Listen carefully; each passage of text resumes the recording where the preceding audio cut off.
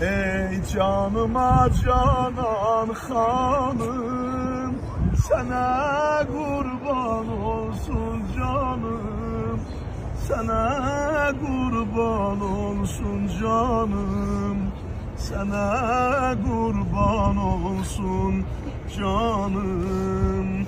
Haremi yoktu, zevvarı yoktu, berbezen yoktu. Vardı gözüm benim Kerem'inde hanım ya Fatime, Hareminde hanım ya Fatime, Eleminde hanım ya Fatime.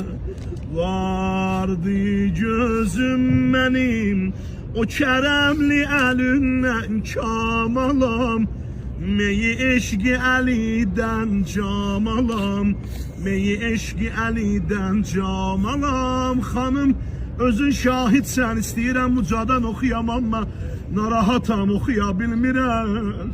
Hanım özün diqqət elə bu zəvvarlara, özün bir bax yine bu gelen qonaqlara tasirab olun, meyi eşq ilə feyziyab olun, sənə layiq qul hesab olun.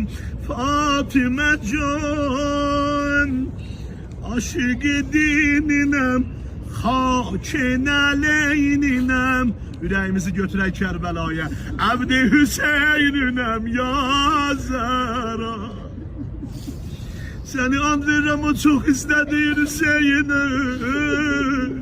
Ne olar bir bak, bir bak.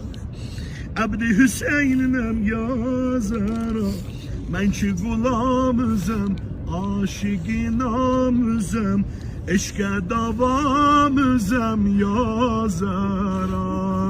Əgər ürəyin istəyir demirəm ucadan denəm, ürəyində dilində məndən bir təkrar elə. Ey canıma canan xanım, sənə qurban